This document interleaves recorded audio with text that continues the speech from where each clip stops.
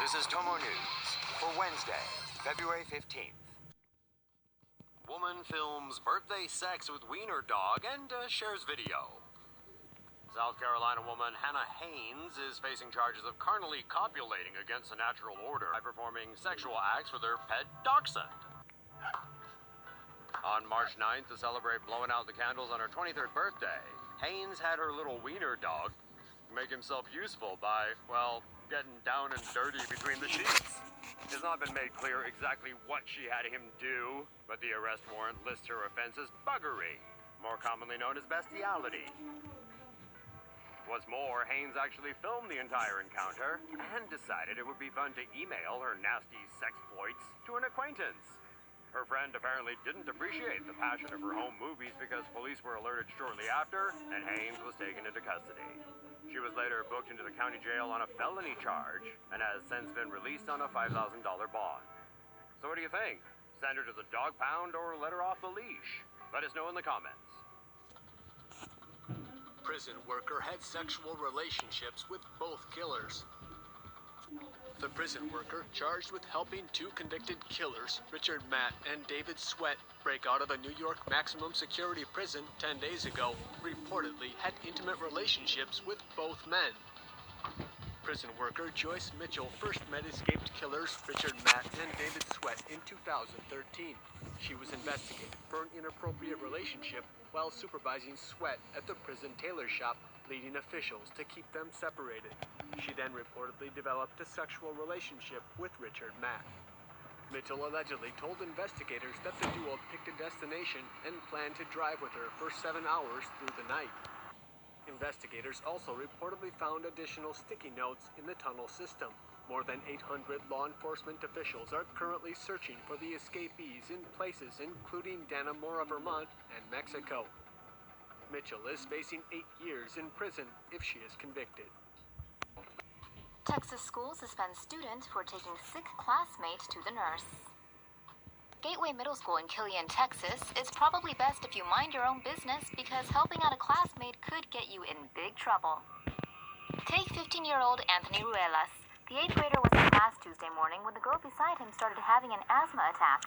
The teacher, like any sensible educator seeing a student unable to breathe, fired off an email to the nurse and waited for instructions on what to do. As the minutes passed and the teacher continued to diligently wait to be told what to do, the student's condition worsened and she eventually collapsed to the floor. That's when Ruelas sprung into action. He picked his classmate up, saying, "F that, we ain't got time to wait for no email from the nurse," and took her to the nurse's office. As a reward for his heroic action, he got a big, fat, 1-day suspension because, well, protocol. To add insult to injury, Ruelas' mother said the school called her the next day to ask why her son wasn't in school. She's now seriously considering homeschooling him. At Tomonews.net. Phone illegally smuggled into prison reveals violent abuse. Compound bad things happened in a Georgia prison last week when a teen inmate was beaten and made to wear a dog leash, then had his picture taken with an illegally smuggled smartphone. 18-year-old Cortez Berry is an inmate at Burris Correctional Training Center. One day last week, 10 other men cornered him and beat him mercilessly.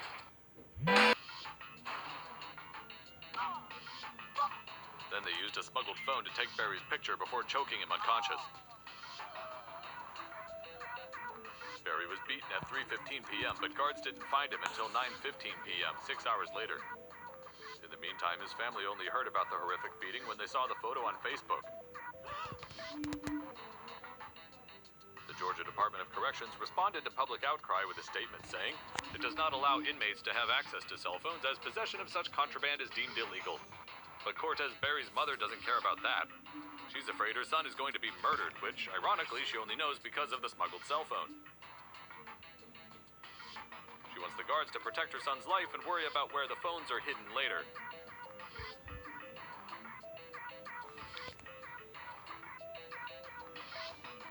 Disturbing new trend or disturbing news trend? Babies in hot cars. A hot new trend is sweeping the U.S. But unfortunately, this latest fad is babies in hot cars. Suddenly, it seems irresponsible parents, left and right, are leaving their kids in sweltering hot vehicles.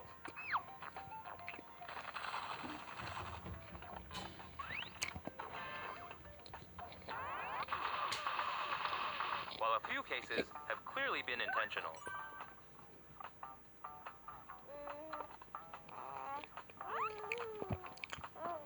Many cases have involved parents forgetting their kids.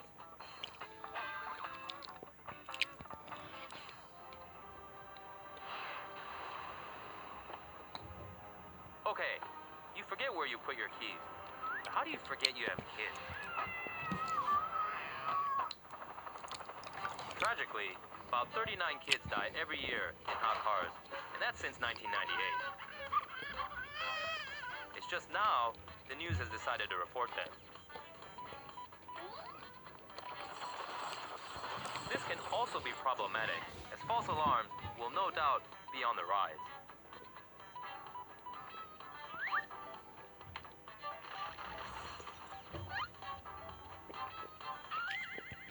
Let's be realistic. Parents have been leaving their kids in hot places pretty much since the beginning of time, and throughout most of history. Most of the time, no problem. That being said, if you're prone to forgetting that you have kids, maybe it's time to think about putting them up for adoption. Dog shoots pizza delivery man in the leg. An Ohio pizza delivery man is now recovering after apparently getting shot by a dog on Friday night. Toledo police say the pizza boy, one Ryan Brill, was shot while making a delivery to a client's home. The apparent trigger man, not the homeowner Anthony Wolf or a random thief, but rather Wolf's dog. Yep, but not like this though. You see, what actually happened, or at least what Wolf says happened, was that his dog knocked his gun off the table, and the impact somehow discharged the firearm and sent a bullet right into Brill's leg. Yep, told the police the equivalent of "the dog ate my homework," and they apparently bought it. Brill's reportedly expected to recover, but no word yet on whether the unidentified dog will face charges. FBI foils white supremacist plot to blow up black churches. 3 Virginia men were arrested on Sunday for allegedly trying to start a race war. The FBI says suspects Robert Doyle, Ronald Beasley Cheney, and Charles Halderman met at a home on Candlelamp Lane in Chesterfield. There, they discussed acting on their white supremacist beliefs by shooting or bombing synagogues and black churches. In addition, they talked about killing a gun store owner in Oklahoma and harming the owner of a gun store in Virginia. They also made plans to kill a local jeweler and rob an armored truck. The trio planned to use the proceeds from the crimes to purchase land, stockpile weapons, and train for the so-called coming race war. The suspects have each been charged with 1 felony count so far. Islamic extremists used a $28,000 loan to prepare for the San Bernardino massacre. Nearly 1 week after the ISIS-inspired San Bernardino massacre, authorities have revealed more details about the planning that went into the attack. Officials say Islamic terrorists Saeed Farouk and Tashfeen Malik had received a cash loan that reportedly helped them purchase the weapons used in last week's attack in San Bernardino. Authorities suspect Farouk and Malik practiced shooting at a gun range in the year prior to the attack. After killing 14 people last Wednesday, the Muslim couple left a bag at the scene that contained a remote-controlled toy car that had bombs attached to it. Officials believe the toy was meant to detonate when responding officers arrived, but water damage from sprinklers may have caused it to malfunction. Meanwhile, San Bernardino Mayor Kerry Davis has set up a GoFundMe page for victims of the shooting. The fund has amassed around $40,000 so far. If you'd like to donate, you can visit the site via the link below. Florida teacher sacked for ordering students to attack classmate. A teacher from a school in Port St. Lucie in Florida has been fired after she ordered 6 older students to beat up a 7th grader, and the brutal attack was caught on surveillance camera. Teacher Drew DeHart reportedly got angry with 6th grade student Rodravius Williams after he told her that one day he wished he could curse out his teachers. DeHart then allegedly told 6th, 8th grade boys to beat up Williams in order to teach him a lesson. Video footage shows DeHart allegedly signaling the attack before the boys set upon Williams in a school corridor, kicking and punching him while also whipping him with their belt, before dragging him into a school bathroom where the relentless attack continued.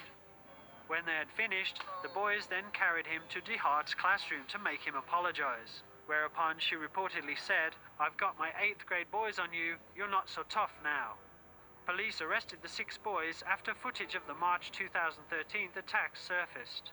DeHart was suspended from teaching following the attack and was formally fired this week at a hearing of the local school board. After the hearing, DeHart's attorney said she hoped to carry on teaching.